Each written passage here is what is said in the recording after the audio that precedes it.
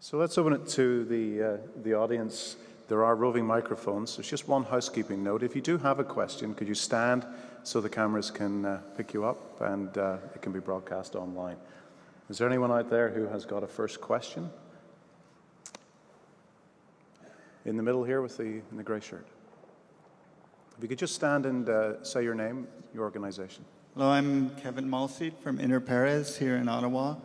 I'm sure you're aware that in some chronic refugee situations, I've seen this in various countries in Southeast Asia, for example, it can take a person up to 2 or 3 years just to get an interview with UNHCR for a refugee status determination. And then if they do seek resettlement in a country like Canada, that can take a lot of additional time, and a lot of these countries are now basically cherry-picking refugees based more on their professional qualifications than on their vulnerability.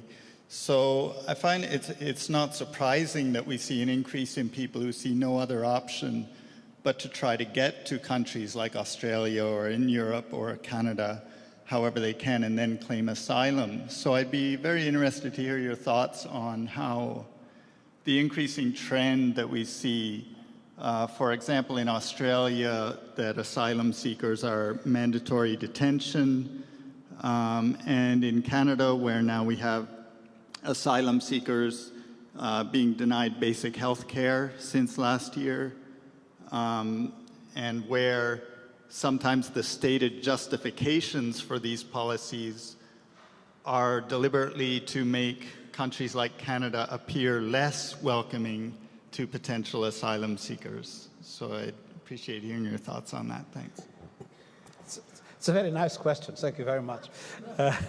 Now, first of all, one of the challenges we face is that the UNHCR is still forced to do refugee status determination in more than 60 countries in the world. And as you can imagine, the resources to do it are limited. Our effort is to make states, especially middle-income states, and namely in the area that you mentioned, develop their own refugee status determination capacity, because it is an impossible challenge to be able to respond adequately to the needs in so many parts of the world, because it's a very labor-intensive process, as you can imagine. And so we have, indeed, in several countries, a backlog. Like in Canada, there was until recently a large backlog in relation to refugee status determination because of the difficulties in responding to, in having enough people to respond to the needs. So that is true. We recognize it. We are increasing our capacity, but the solution is not to have UNHCR doing refugee status determination, it's for states to assume that mission, because it's also part of national sovereignty. Second, the number of resettlement opportunities in the world, contrary to the idea that exists, has been increasing. When I joined UNHCR, we were referring about 40,000 people per year. We are now referring about 100,000, and 80,000 departures are taking place every year. So the number of resettlement opportunities is not decreasing. The problem is that the needs are enormous, and many people, of course, many people would need and deserve even more opportunities than that. Obviously, I have a lot of respect for all people trying to get to countries where they can have effective protection. Because for instance, many of the countries you mentioned in Southeast Asia, the effective protection does not exist. And I am very much supportive of these people, and I'm very strongly condemning the smugglers and the traffickers that do terrible violations of their human rights to use their desperate need for protection and to use it to the benefit of their own criminal organizations. So I think it makes sense for states to have measures against smuggling and trafficking. I think the right balance needs to be found in relation to fighting smuggling and trafficking, but allowing people in need of protection to have access to territories where they can find effective protection.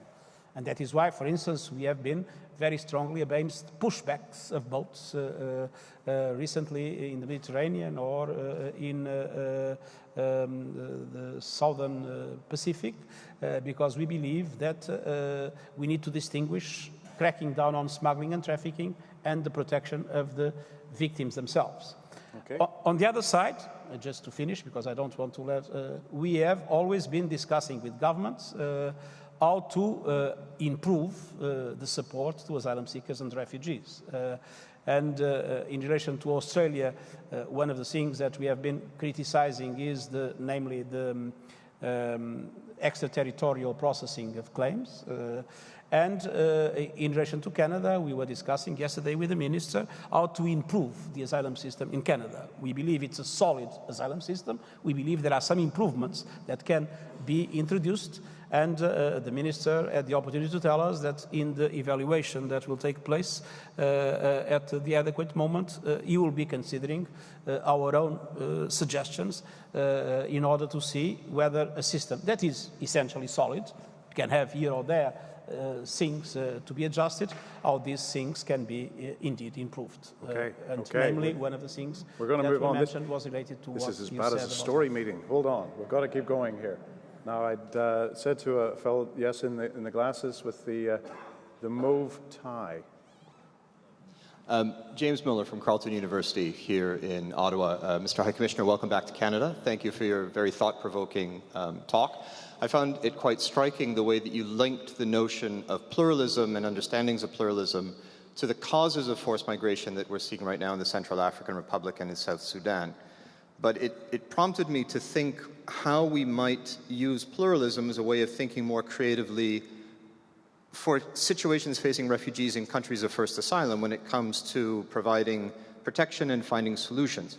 And given the experience of your office, how the experience of the protection of Somali refugees in Kenya being constrained because of particular understandings of inclusion and exclusion, or the factors that have led to a suspension of the naturalization of Burundian refugees in Tanzania, or the ethical dilemmas of resettling non-Shampa refugees out of Nepal, where pluralism provides opportunities but also presents some constraints, how your office might use pluralism as a tool in seeking new opportunities for dialogues, not only with local communities, but also with states, on better protection for refugees and more timely solutions? Well, the problem that you mentioned relates to a number of situations in which you have asylum countries that have been very generous opening their borders and received hundreds of thousands, if not millions of refugees, but that have limited the rights of those refugees in those countries, namely in some situations forcing them to live in camps, not allowing them to work, or not allowing them to have another number of benefits. And the reason that usually is invoked is these are very poor countries, and that they consider that they have not the capacity to provide those things because they have high levels of unemployment, they have enormous economic problems by themselves, and they cannot open opportunities for the refugees themselves. What we try to do is two things. First, to convince them that self-reliance of refugees, contribution of refugees to their economy is a positive thing. And if we combine, I mentioned it, host communities and refugees in common programs, there is a way in which we have simultaneously pluralism, self-reliance and development for the country. But we have to recognize that for that to be possible, more meaningful international solidarity will be required. 86% of the world's refugees are in the developing world, and we have received a lot of support. Canada is one of our biggest donors and a growing donor in the recent years. But it's not only the question of supporting the refugees themselves. Humanitarian aid is the question of development aid to refugee hosting areas that are sometimes the most poor areas of the countries that receive them. And there, I must say, the international community has done very little, and it gives us little leverage to negotiate with governments the possibility of opening more rights for the refugees themselves. But what is true is that when it's possible to combine all the factors, refugees can give a very important contribution to the economic development of the countries themselves. Thank you. Mark, I think I'd like to go to you, please, if I may, for a question from our online audience. Thank you. High Commissioner, I have a question from online. In recent decades, there seems to have been a shift in public opinion in many developed countries against refugees and asylum seekers, often based on fear and misconceptions. Do democratic governments have a duty to abide by public opinion or to try and change it and confront the fear and misconceptions through education? Sorry, I didn't hear the second part, and I couldn't locate you, so... Sorry, I'm back here. You said? So in recent decades, there seems the first part I heard. The second, I couldn't. I didn't understand. Do democratic governments have a duty to abide by public opinion or to try and change it and confront the fear and misconception through education? Well, you have two kinds of politicians. Politicians that follow public opinion and politicians that try to shape public opinion according to their convictions. My idea is that the politicians that follow public opinion usually do not have a big future, because public opinion changes very quickly, and if politicians follow those changes, they will become not credible at all. My experience in government was that if politicians tell the truth about multiculturalism, about immigration, and about asylum, and if they show a clear principle-minded approach to those issues, public opinions tend to accept it. And I give you the example of my country. Portugal became a country of immigration in the 80s. Now, unfortunately, we are a country of emigration again because of the economic crisis. But in the 80s, we became a country of immigration. And we had a fertility index of 1.3. So without immigration, the country was condemned to unsustainability. And this was very clearly discussed, and mainstream parties assumed, center-right and center-left assumed that immigration was a positive thing and told it clearly to the public and discussed it clearly in public.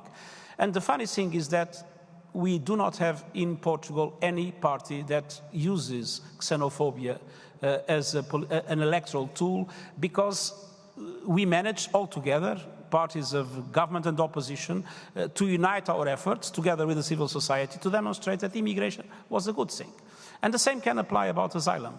And what I said in my intervention is true. I mean, if you have an extremist party that says you need to close our borders, we need to send everybody out and whatever, and if a mainstream party tries to imitate it, to think that like that you limit the number of votes you will lose, it's a big mistake. Because people prefer the authentic version to the imitations. And when a mainstream party tries to imitate a radical party, in the end, it will be penalized. So I think the essential thing is to tell the truth, is to appeal for public opinion, to look rationally into things, and sooner or later, you will win. If you follow public opinion and you don't try to shape it based on your own values, sooner or later, I think you will be kicked out, because people are not stupid and they understand where you are not sincere in what you say. Okay, we have time for two questions. At the front here in the second row, the woman in the black. And the answers have to be short to get the two in, or I'll be in trouble. The questions. I have a very short question. I'm Romina Dalla from the University of Guelph, and I'm a business professor. So I just want to pick up on something that the moderator talked about in terms of, is business involved, or can they not get more engaged in this? Because it seems to me the solutions that we're trying to apply today are the same that there were 30 years ago. And isn't it perhaps time to look at a different solution that's not normative or aspirational, but something very concrete? Perhaps somebody from, some companies like Google could sit down and figure out, can we use technology somehow to solve the problem? So are you looking at something outside the normal way of sort of looking at collaboration? Yes, we have now a network of innovation within UNHCR, and my deputy was recently in Southern California, where we have a network of companies that are working with us exactly in trying to find new approaches to address the problems of assistance and solution to refugees. Just to give you an example, today you can transfer money in Kenya through mobile phones. So And I'm a strong supporter of cash grants to people in need instead of giving them things that we don't know if they want or not. I mean, the choice of people is always better than the choice of bureaucracies as a principle. So, so there are lots of new things and new forms of activity in which technology can and is changing the way we do business. But I would like to say something about business that is very important. In the debate about migration, namely in Europe, I think Canada is not problematic in that regard, but in Europe, where the debate about migration is a very serious debate, businesses have been a very positive element in the debate, because businesses have understood that the sustainability of the European economy depends on migration. And so probably the most important role that businesses have in relation to the mobility of people and in relation to refugee protection, that is part of it, has been in the positions that business have assumed in favor of the movement of people as an element to also balance the global economy. Okay, thank you. I'm sorry we can't get to everyone. There was one last question from the gentleman in the back with the glasses. I'm not sure if there's a microphone we can get to. Tim, thank you. Just state your name and your organization. Thank you. I'm Robert Young from the International Committee of the Red Cross. Good to see you again, Mr. High Commissioner. I was struck by your comments about asylum and the historic roots of asylum that, of course, predate the contemporary law. There's an obvious parallel with the work of the International Committee of the Red Cross. The law of armed conflict, humanitarian law, we say endlessly has roots that are historic, that span all of the great cultures and civilizations. But I think there's a parallel that's less inviting today in the 21st century, that the universal rules of asylum you've described to us are being forgotten. The universal rules of armed conflict, of humanitarian law, are being forgotten. Many of the contexts you mentioned, Syria, Central African Republic, it's precisely the lack of respect for these universal rules of humanitarian law that are leading to many people seeking asylum. How do we today, in the 21st century, with pluralism is a great, I think, agenda for this century, how do we harness pluralism to restore respect for these universal norms of humanitarian law, but also of asylum?